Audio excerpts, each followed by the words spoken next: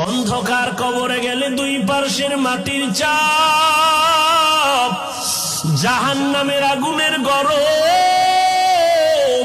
হাসরের ময়দানে সূর্যটা মাথার উপরে চলে আসবে। ওই সূর্যের গরমে মাথার মগজগুলো টাস টাস করে ফেটে যাবে। নবীরা পর্যন্ত যাদের কোনো গুনাহ নাই, শুধু কান্নার আওয়াজ। উম্মতেরে ভুলিয়া কাঁদবেন, আল্লাহ আমারে বাঁচাও।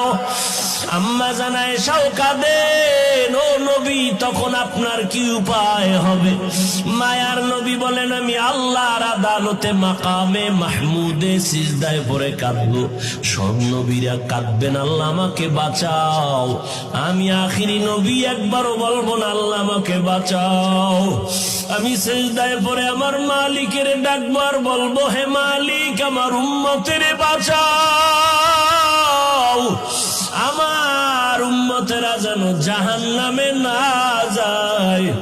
আল্লাহ বলবেন, নবী আপনি কাঁদবেন না, মাথা উঁচা করেন, আপনার উম্মত গুলো বাছাই করে করে জান্নাতের দিকে নিয়ে যান। আম্মা জানকে নবী বলেন, ও আয়েশা আল্লাহর অর্ডার পাই আমি উম্মত গুলো বাছাই করে করে জান্নাতের দিকে নিয়ে যাব। আম্মা জান বলেন, কোটি কোটি কোটি কোটি মানুষের মধ্যে চিনবেন কিভাবে আপনার উম্মত কারা? নূহ নবীর উম্মত, ইব্রাহিম নবীর উম্মত, ঈসা নবীর উম্মত, মুসা নবীর উম্মতেরাও থাকবে। মায়ার নবী বলেন, ও আয়েশা আমার উম্মত যারা 5 বেলার ওযু বানাইয়া নামাজ আদায় করেছে, তাদের ওযুর জায়গাগুলো নূরের আলোতে চমকাইতে থাকবে।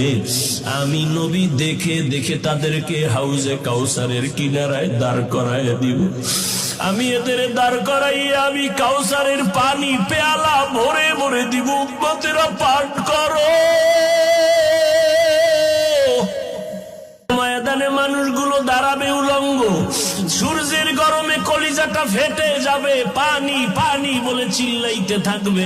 আল্লাহর নবী বলেন, আমার উম্মত গুলোরে নিয়ে আমি প্রথমে কাউসারের পানি পান করাবো। আমার উম্মতেরা একবার যদি পানি পান করে আর পিপাসা লাগবে না। ও আল্লাহর বান্দারা, যখন পানি পান করাইতে করাইতে করাইতে সিরিয়ালে উম্মতেরা লাইনে দাঁড়ানো, হঠাৎ দেখবে একটা পর্দা পড়িয়া গেছে। আল্লাহর নবী বলবেন, ফেরেশতারা পর্দা দিলা কেন? পেছনে উম্মত এখনো বাকি আছে।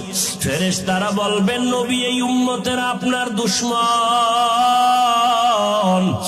আপনি দুনিয়া থেকে বিদায়ের পরে এরা মন মতো জীবন চালাইছে। ওলামায়ে কেরাম পাও ধরে ধরে বলছে, নামাজ পড়ে নাই, রোজা